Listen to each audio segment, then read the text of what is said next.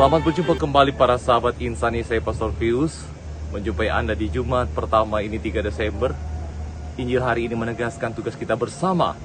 Mari kita mohon berkat Tuhan untuk permenungan hari ini. Dalam nama Bapa, Putra, dan Roh Kudus. Amin. Bapa yang penuh kasih, kami bersyukur atas kasih-Mu memanggil kami untuk menjadi kabar gembira bagi semua orang. Berkati kami ya Tuhan, semoga kami dimanapun berada menjadi sukacita bagi semua orang. Demi Kristus Tuhan dan pengantara kami. Amin. Bapa, Putra, dan Roh Kudus. Amin. Tuhan sertamu dan sertamu juga. Inilah Injil Yesus Kristus menurut Santo Markus. Dimuliakanlah Tuhan. Pada waktu itu Yesus berkata kepada mereka, "Pergilah ke seluruh dunia, beritakanlah Injil kepada segala makhluk. Siapa yang percaya dan dibaptis akan diselamatkan, tetapi siapa yang tidak percaya akan dihukum. Tanda-tanda ini akan menyertai orang-orang yang percaya. Mereka akan mengusir setan-setan demi namaku. Mereka akan berbicara dalam bahasa-bahasa yang baru bagi mereka.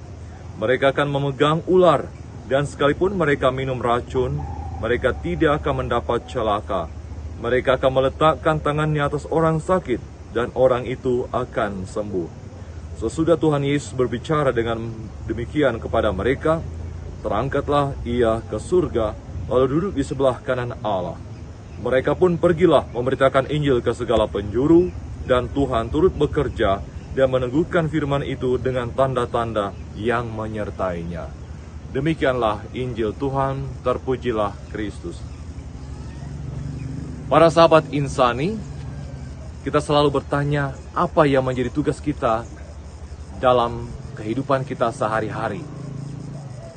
Mungkin juga orang banyak yang terpanggil dan merasa terpanggil untuk menjadi pelayan Tuhan. Tetapi sebetulnya diri kita ini, setiap orang yang telah dibaptis mempunyai tanggung jawab seperti yang kita dengar ke dalam Injil hari ini. Tugas kita sangat sederhana. Kemanapun kita pergi, dimanapun kita duduk, kemana saja kita diutus, siapa saja yang kita temani, merasakan sukacita karena kehadiran kita. Inilah inti Injil hari ini. Pergilah ke seluruh dunia, wartakanlah Injil. Injil dalam bahasa Yunani Evangelion artinya kabar gembira.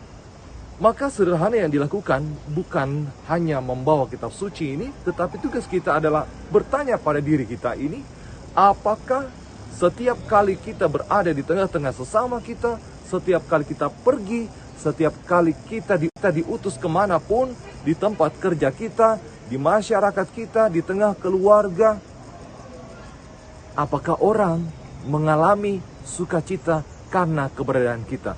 Itulah kabar gembira yang paling utama, kesaksian hidup kita bahwa kita menjadi sukacita karena keberadaan kita. Kalau kita menjadi bumerang, kalau kita kemudian menjadi sesuatu yang tidak diinginkan, kalau kita menjadi sosok yang dibenci, kalau kita menjadi sosok yang menakutkan, sosok yang tidak disukai, pertanyaan besar, kita gagal menjadi murid Tuhan, yakni menjadi kabar gembira, sukacita bagi orang-orang yang kita temui. Injil hari ini sangat tegas. Jika Anda adalah murid Tuhan, pertanyaan besar, pertanyaan yang harus kita bawa, pertanyaan yang selalu kita tanyakan pada diri kita, apakah keberadaan kita membawa sukacita bagi orang di sekitar kita? Apakah ketika kita ada di sebuah kelompok, sebuah komunitas, orang mengalami kegembiraan? Kegembiraan itu dikatakan membawa kesembuhan. Siapapun yang mereka doakan mengalami kesembuhan. Tugas kita memang adalah sukacita bagi dunia. Bahkan wajah kita pun menurut Paus Fransiskus dalam khotbah pada 2 November yang lalu, hendaknya orang-orang Katolik mempunyai wajah kehidupan yang menggembirakan.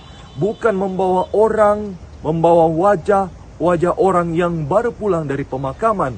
Hidup kita adalah sukacita. Hidup kita adalah sebuah kegembiraan. Kita gembira, orang lain juga yang kita temui, yang hidup bersama kita mengalami sukacita. Ini inti Injil hari ini tugas kita bersama. Hari ini berapa orang yang mengalami sukacita karena keberadaan kita? Besok, berapa orang yang mengalami sukacita karena keadaan kita? Besok seterusnya, berapa orang yang mengalami damai sejahtera karena ada kita di sana? Ini tugas kita semua. Tuhan memberkati selalu. Amin. Terima kasih saudara-saudariku yang telah mendengarkan sabda Allah dan renungan hari ini.